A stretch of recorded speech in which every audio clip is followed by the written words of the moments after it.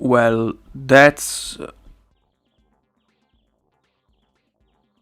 can you subscribe to my channel and all those things hold you? I gotta go! Welcome to LSD Dream Emulator is a exploration game published by Asmik Ace Entertainment in 1998. No correlation with the drag, maybe, probably.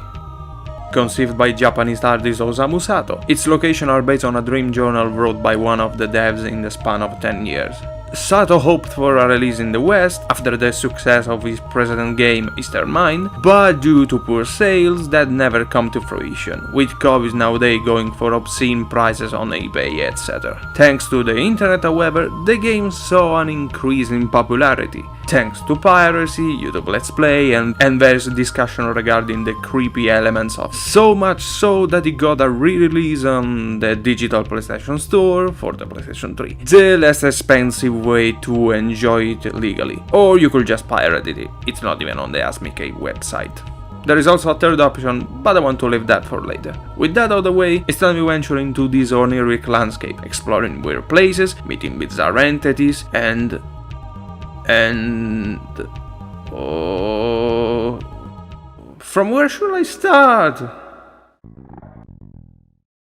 If taken for its visual only, it looks fairly good to me, not amazing or at the level of other PlayStation 1 games of the time, but if you hold still looks decent. Textures have that trademark warping and crustiness of any PlayStation 1 games, and most locations have interesting oddities to see and find.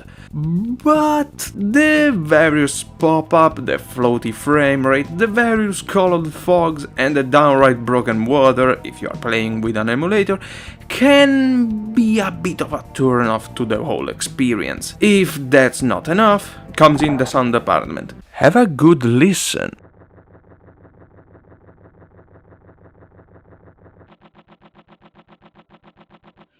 Since Sato is a man of various talent, he also composed the soundtrack for this game, with the help of around 500 music samples. Seriously, look at the soundtrack list, this man is insane.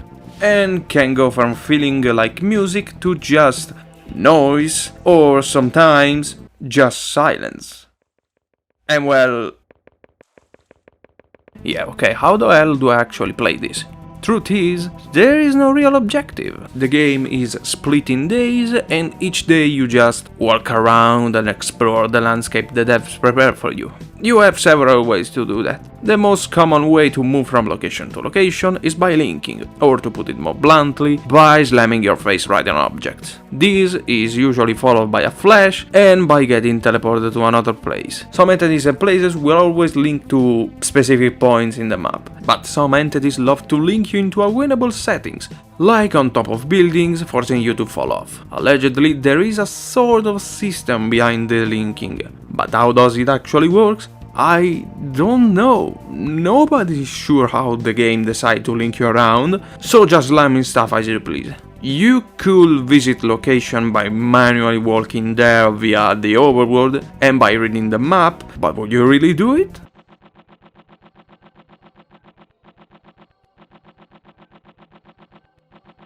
A dream usually lasts around 10 to 20 minutes. You can also interrupt the dream by linking with certain entities or by falling down to a pit. Sometimes certain days will be unplayable, you could say, show you just a wall of text from the dream journal or a random FMV. Progressing to the game will allow you to flashback. This allows you to replay older dreams. At first, nothing will be too much out of the ordinary. Days will come and go, feeling really samey. However, after about 10 or 15 days, you will start noticing changes in the environment, you could say. Then severe changes in the texture that will start getting weirder and weirder. And you will start meeting certain beings.